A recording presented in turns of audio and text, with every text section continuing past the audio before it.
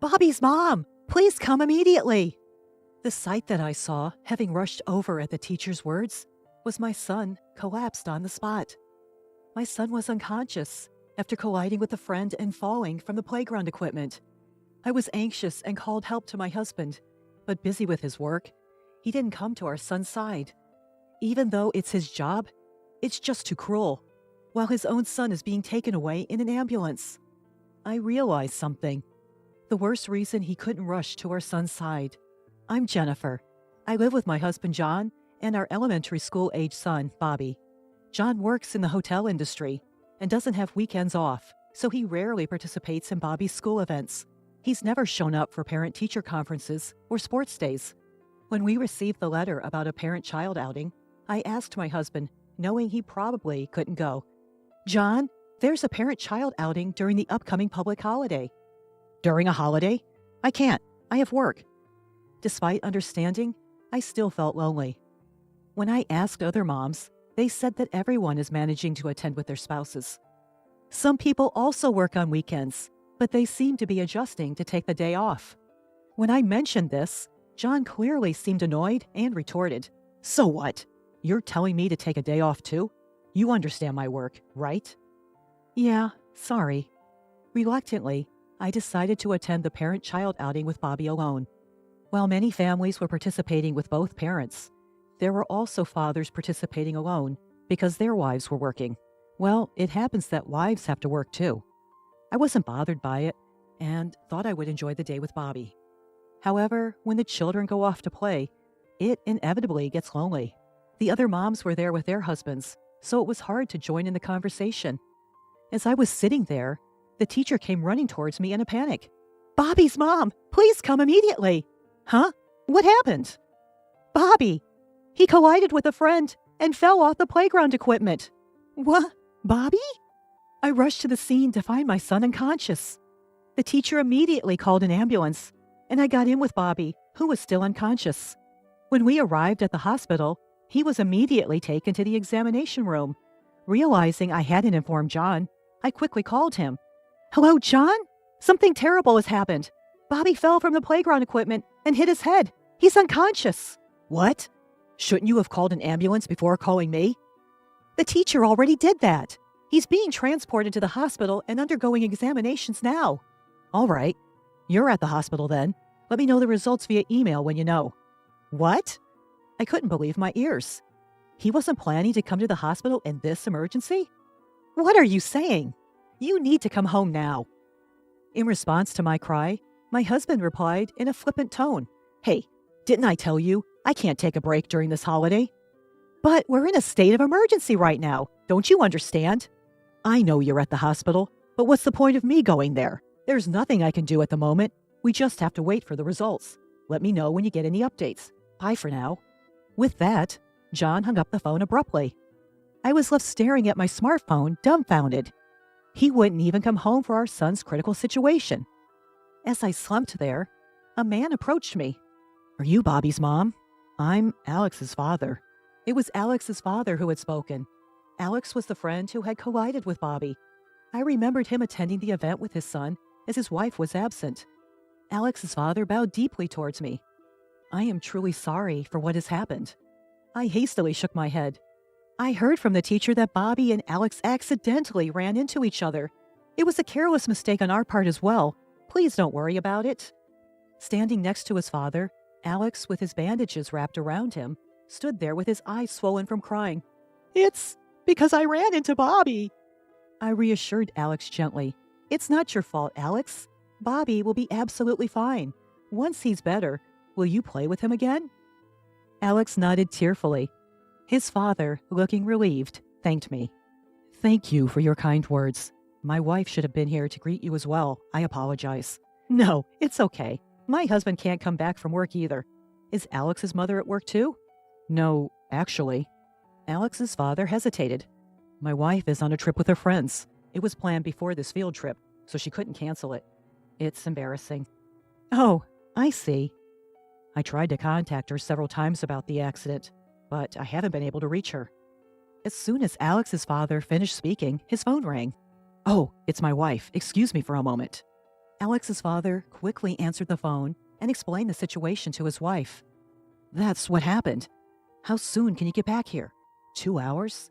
But how are you going to get back? You can't drive, can you? Oh, a friend is with you? That's good then. Be careful.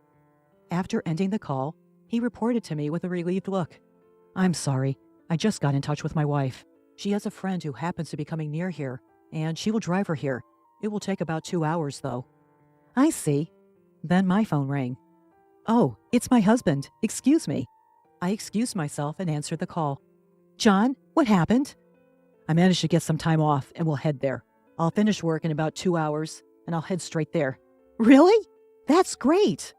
After ending the call, I reported back to Alex's father. My husband will also be here in about 2 hours. It's good that we can both meet. Just then, we were called by the doctor who had finished the examination.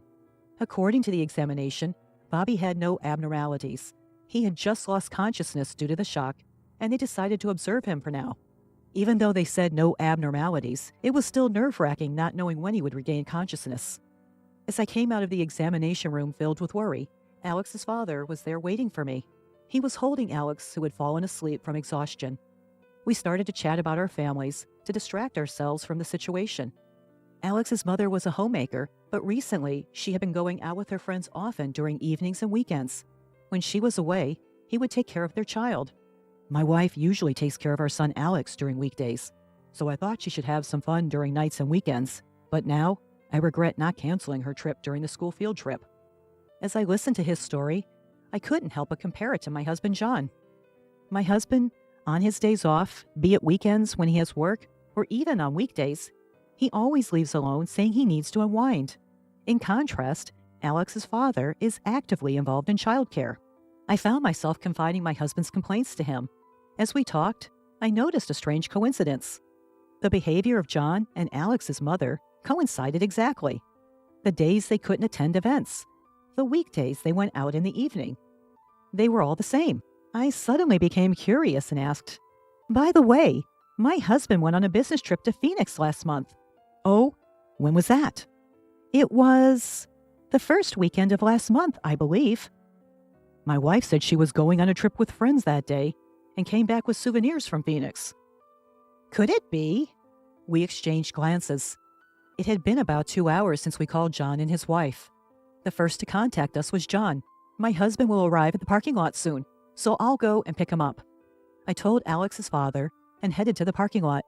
When I nervously peeked into the car, there was no one in the passenger seat. Could it be that Alex's mother is with him? That's what I was speculating. I brought John, who got out of the car with an innocent face, back to the hospital room where Bobby was sleeping. After exchanging greetings with Alex's father, Alex's mother appeared. I didn't miss the moment when she and John looked at each other's faces and were momentarily lost for words. As if nothing had happened, John greeted Alex's mother. Ha, hello. Thank you for always taking care of our son. Alex's mother quickly returned the greeting in response to John's excited voice. Oh, yes. Hello. Likewise. Upon observing the two, I decided to stir the pot a bit. Oh, is this your first time meeting my husband, Alex's mom? Alex's mother answered in a flustered manner. Of course. It's our first meeting. Isn't it obvious? You don't have to deny it so desperately. It wouldn't be strange if you had met him at parent-teacher meetings or school events, right?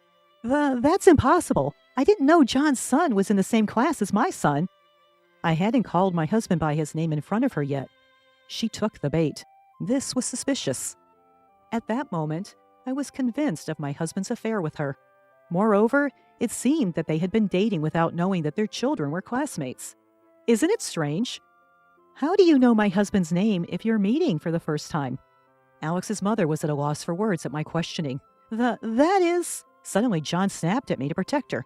Hey, Jennifer, what's your problem? That's rude to her, isn't it? She's the mother of our son's friend. You should show some respect. Alex woke up to the sound of John yelling. And then he pointed at John and said, the man who comes to our house. A man who comes to our house? The hospital room fell silent. Alex's mother tried to cover up his remark in a hurry. Whoa, hold on, Alex. What are you talking about? Are you mistaking him for someone else? Perplexed, Alex continues. No, I'm not mistaken. Dad, could you lend me your tablet? Alex receives the tablet from his father, and with practiced ease, He shows a certain image. Look, this! The image displayed is of a toy train set in Alex's room that he had assembled himself. The toy train set is a product sold by a toy company. What's this? Isn't it the toy set that Alex usually plays with? To his mother's puzzled question, Alex points to a figure in the background of the toy train set. See this man? I remember him because I look at this photo from time to time. Upon closer inspection, the image captured the living room in the background of Alex's room, where a man, John, was seen chatting amiably with Alex's mother. With this, you can't dodge the truth anymore, I muttered, giving them a hard stare. Alex's father, too, was trembling with anger. He raised his voice at his wife. You've been inviting your lover into our house while I'm at work? And look at the date. It's the day I was away on business, wasn't it? I, too, was shocked when I saw the date. This date? Wasn't it the day John didn't come home because he was on a business trip? Don't tell me. You stayed over at Alex's house? That is, she said it was okay, so I just... John readily admitted his infidelity and shifted the blame onto Alex's mother. Hearing this, she hastily countered. What? You're blaming me? It was you who said it's a waste of money to stay outside, wasn't it? Alex's father put an end to the ugly argument.